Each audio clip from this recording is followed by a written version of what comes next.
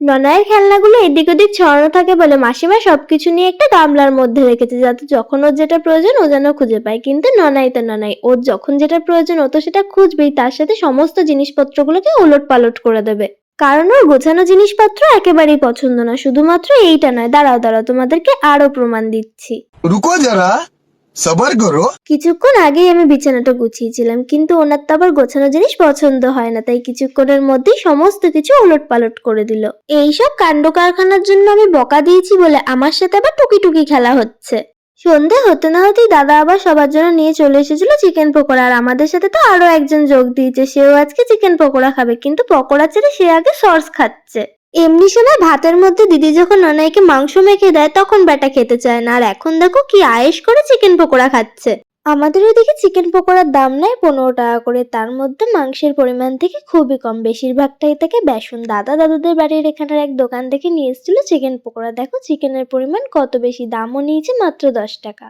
কোনো এক জায়গা থেকে ননাই একটা ছোট ফুল খুঁজে পেয়েছিল, সেটা নিয়ে এসে এখন সে দিচ্ছে তার মায়ের হাতে। তার মাকে এখন সেটা কানে গুঁজতে হবে, তার মা সেটা কানে গুঁজছে, সে সেটা বসে বসে দেখছে। রাতে হবে চিকেন, সেই কারণে দিদি আমাকে কিছু মশলা পেস্ট করতে দিয়েছিল। এই যেই বাটিটা তোমরা এইমাত্র দেখলে, মিক্সারের সাথে যে 3টে বাটি দেওয়া হয়, এটা হচ্ছে তার মধ্যে সব থেকে ছোট, কিন্তু দিদিদের বাড়িতে এর থেকেও ছোট একটা বাটি আছে। দিদিদের এই বাড়িতে প্রায় দিনই পোস্ত হয়। মিক্সির যেটা সব থেকে ছোট বাটি, সেটাতে যখন পোস্ত পেস্ট করা হয় খুব একটা ভালো করে পেস্ট হয় না, সেই কারণে মাসিমা অনেক খোঁজ খবর নিয়েই ছোট্ট পাড়া বাটিটা কিনেছে। এই ছোট্ট কিউট বাটিটা কোথা থেকে নিয়েছে তোমাদের যদি জানতে ইচ্ছা হয় আমাকে কমেন্ট করো, আমি তোমাদের সাথে ডিটেলসটা শেয়ার করে দেবো। ফ্রিজে একটা ক্যাম্পা রাখা ছিল, যেই না মুখে দিয়েছি দাঁতগুলো এত পরিমাণে শিরশির করে উঠেছে, মনে হচ্ছে যেন 80 বছর বয়স হয়ে গেছে।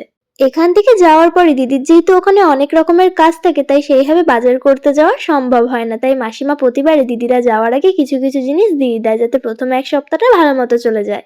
এরপর দিদি আমাকে মাখতে দিয়েছিল আটা, যদিও আমি এই কাজটা ভালো মতো পারি না, তবুও চেষ্টা করেছিলাম যতটা ভালো মতো করা যায় আর কি। আর তো মাত্র একটা রাত্রি, তাই ননাইও মন ভরে তার পাপুর সাথে খেলা করে নিচ্ছে। ননাই চুপচাপ শুয়ে আছে, এটা তো আমার একেবারেই পছন্দ না, তাই আমি একটু ওর পেছনে লেগে নিচ্ছিলাম। মোটামুটি সমস্ত ব্যাগপত্র গোছানো হয়ে গেছে। ননায় জলের বোতলগুলো বাইরে ছিল, তাই সেগুলো নিয়ে আমি ওর ব্যাগে ভরে নিচ্ছিলাম। এই ব্যাগে কিন্তু সমস্ত কিছু ননায়ের জিনিসই আছে, যেগুলো ট্রেনে যাওয়ার সময় ননায়ের কাজে লাগবে। চলো এবার খাওয়া দাওয়া করে শুয়ে পড়ি, কালকে সকাল সকাল উঠতে হবে। আজকের জন্য এইটুকু, টাটা, বাই বাই।